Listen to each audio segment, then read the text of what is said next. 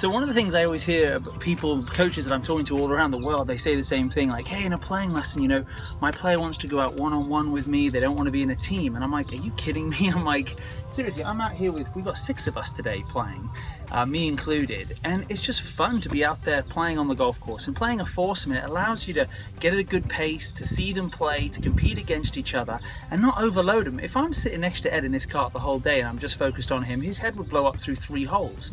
So the thing is, it just allows me to go out there and enjoy playing golf with them, see their game, ask them questions, and really simulate a round of golf rather than having it being a, you know, situational playing lesson where you're just talking to them the whole time and giving them information for an hour. Let them play, let them learn how to deal with their emotions, frustrations, and things like that. And that's going to be a much more effective way to do playing lessons.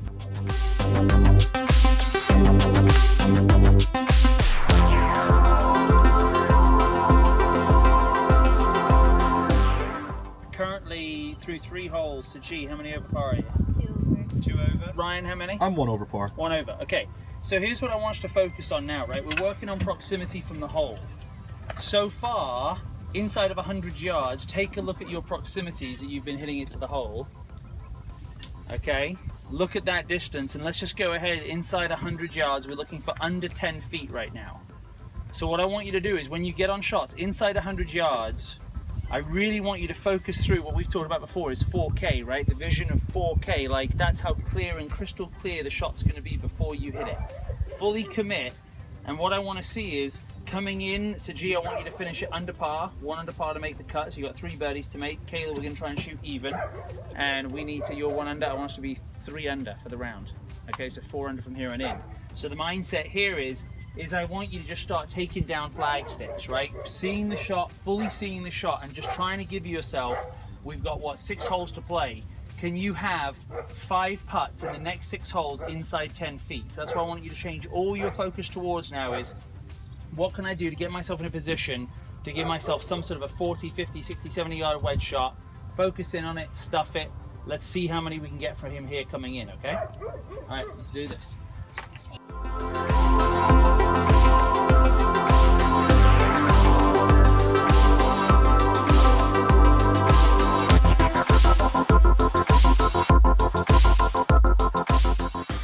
Okay, so right now we've got Saji and Kayla playing, but one of the things that I would say is with more advanced players is there's not much point in saying a lot to them in a round. The stats are going to tell them what they need to work on. And for example, Kayla is, she's out for her first playing lesson today. She's a PGM graduate, so she's our intern for the summer. And, you know, yeah, her swing's getting long with her wedges. She gets very high and really getting up under them and launching wedges up in the air, which, you know, we've got to work on that. Her chipping, she's lofting the ball up in the air a lot. But the proximities are going to do a heck of a lot more than me saying to her you need to hit the ball lower. So I just suggest that when you're with better players in playing lessons, it's observation, it's asking questions. We've also got Ed, obviously, and Ed Doonan is shooting, you know, 110 plus, and he's in the same group, but I'm helping him going from the right tee boxes, playing the par 5s from 300, helping him to get the ball into the scoring zone and use the level 1 scorecard. Yeah, Doonan! Booyah! I think the biggest thing with groups and how you pick them is, you know, if the guy in the group is really excited to be playing with pros and is a good positive guy, put him in the group. But it's more of, it's not so much the skill level you're looking for of how you pick the group, it's just much more to do with the personality of the person. If he wants to be out there, he wants to learn from better players, then great. If they're stressed out and always me and stuff like this, then you don't put him in with good players like this. But you know, that's what just my couple suggestions that I'll make as we go around of like what to do with better players.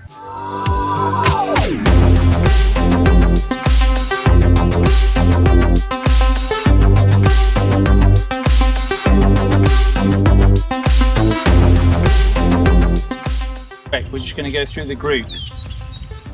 Right now, most common emotion you're feeling right now. On a level that you could do a level 0 being totally tight, not trusting, 10 being totally trusting, totally letting go. 5. But 1 or 0? 0 being just tight, tense, nervous, not trusting. 10 being totally letting go, totally free. I'd say 5. Okay, Ryan? 7 or 8. Okay. What word would you describe how your main emotion is right now? Frustrated. Frustrated. Tense. Tense? Frustration. Okay. Yeah. Feel good. So here's the thing, right? It's be, do, have. Okay, be the person you want to be, do the things they do, you'll have what they have. What are you waiting for? Are you waiting for have, do, be? If I have a couple good swings, then I'll have a couple good scores, and then I'll be confident. You just made par on the last 2 holes, Ed. Yeah. So if I wait for the external result, I'm always going to be miserable. Okay? And I can't expect, like, how is confidence going to come up if I'm not practicing? Right. If you're waiting for good shots, you're going to be waiting until the 18th hole and you've got a beer in your hand, you know? Okay, the same for you. Tension, we have to practice freeing up. What stories are you telling yourself right now that makes you tense? I'm thinking of other shots instead of the shot that I'm Okay. So we got to practice realizing that when our thoughts get ahead of ourselves or behind ourselves, they increase our tension, which then destroys our results.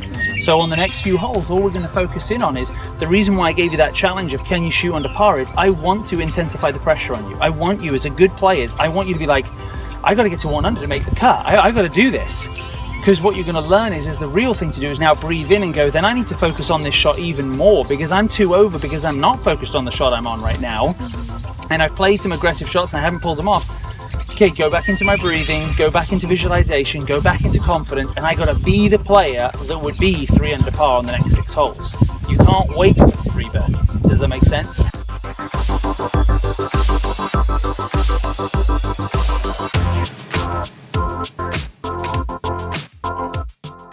Let's look at Ed today. So Ed, your focus today, I'm going to kind of give you some insight and then I want to kind of get your feedback. Your focus today was like, well, I'm struggling with my ball striking and, you know, putting's in good place, but I'm struggling with my ball striking. I need help with that. Okay, so give me some feedback today on what you thought your round looked like. Like, how would you judge your round?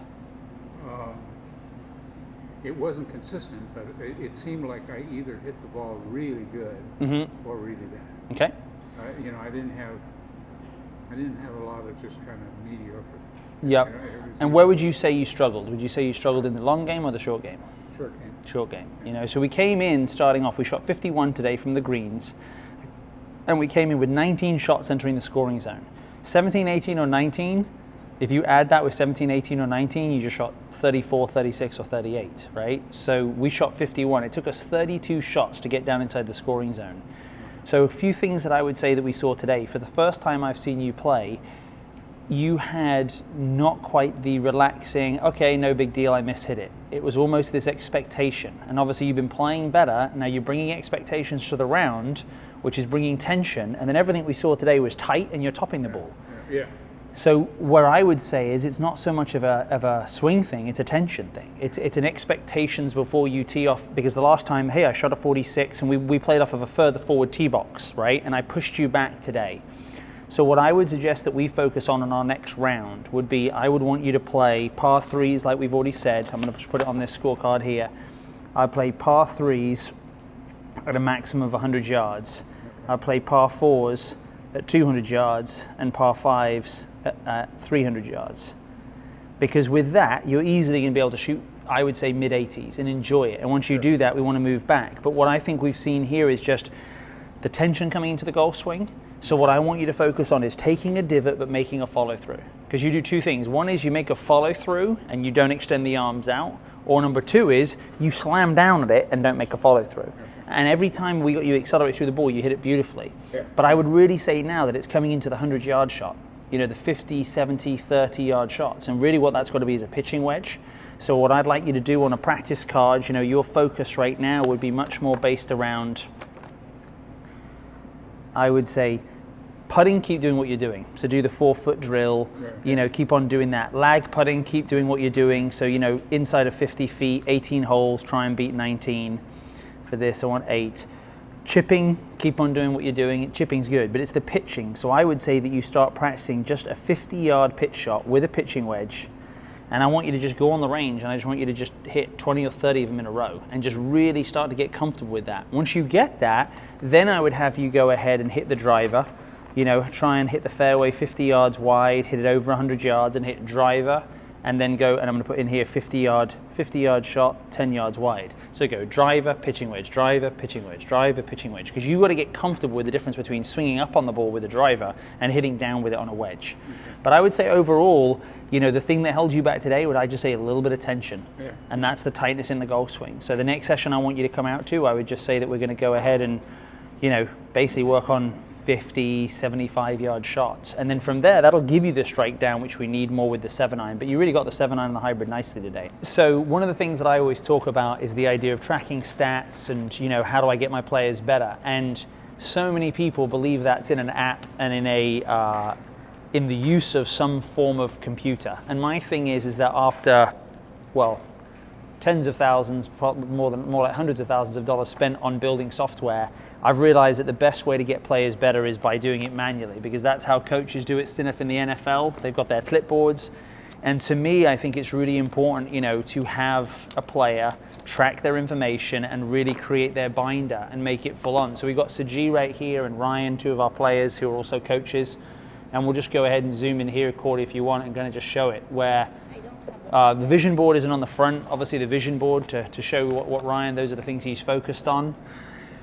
And then, yeah, Ryan, just go ahead and take us through it a little bit. Yeah, sure. All right, so the cover's a vision board. I just went through a bunch of golf magazine. It picked out things that spoke to me. Then as I open it up, I have like some extra practice cards and stuff. And the first folder is my goals for the year. So in 2016, I want to be the apprentice of the year in the NCPGA. I want to profit 10 grand playing golf, and I want to shoot 65 or lower in an event. Okay. Then I have a couple other just sort of notes and journals in here. And then the next folder is my schedule with entry fees and expenses and earnings on there, so I keep track of that throughout the season. The next folder is my stat sheet from every round of golf I play, and like we did this morning with Will and Saji and Kayla, I keep my stats, and then everything goes onto this card, and that helps track my practice, helps structure my practice rather, and then track my stats, and I can kind of see where each part of my golf game's at. And then if we go through here, we've got some other lesson plans and yardage gapping sheets and proximity stats, and then also everything that I've done practice or playing throughout the year so far. And I think one of the things about something like that and what Saji's got is that, and again, I say this to you, Kayla, as one of the new coaches, is that if you want to keep good students, and you sit down with a parent, and we used to bring up the app and we'd go through the app that we built and we'd be like, look at their stats, they're so much better. But when they see something like that and they see 75 scorecards and all that information and notes and journals, it's like, wow, that's material. This is that they're really doing something. And every parent grew up in the time of this, right? They didn't grow up in the time of apps. And I know we might say, well, down the road, this is the way juniors want to go, but physically writing stuff down, being disciplined. I think if you can't discipline yourself to do this sort of stuff, and this isn't me, I mean, every coach knows at RGX, this isn't who I was, right? But this is the stuff when I played professionally, I did, but in business, this is the same thing you got to do. And I think for your players, it's enabling them, you know, so often if I look at the player plans and I'll see players who are, this is Ed's new package right here, but you know, who say are struggling or they haven't, Pat V, for example, he hasn't been out, Patrick Vogel hasn't been out in a few weeks, but I know exactly what I'm working on with him. I know exactly what he's got to go to, and it's pretty simple. It's three things. He pulls everything with his swings. His 100-yard game, he needs to get a 60 degree and figure out how to hit a 75-yard shot, and he needs to learn how to put the ball in play. And with that, he went from 50 to 48, and the next playing lesson, I guarantee you I can get him down to a 42, and he was shooting 105 plus. You know, so he's already getting under the 100 mark when he's playing. But again, I think that's just the key, is like keeping your player stats, keeping on top with that, because that's how, you know, you're going to get better. And as coaches, I think it's so important that if you're not doing that, why is the student going to listen to you? And if you can go to the, you know, when you start working with the advanced juniors, and when you're going to come up with mentoring with me, with some of the girls, and you'll come out to the same one, right? And you present this and go, this is what I'm doing, and I just shot 69, and I just shot 30, and they're like, really? And you played on a full ride scholarship at Sac State, and they're like, yeah, and I didn't understand this at college, and now I do. It gives them that advantage. So I think it just brings credibility. And then that's where I would say, Kayla, don't be worried about, oh, what if my game's not good enough? I'm on a path of improvement. It doesn't matter if you're shooting 90 and you're a golf pro, because there are guys out there who've got bad backs who can't play.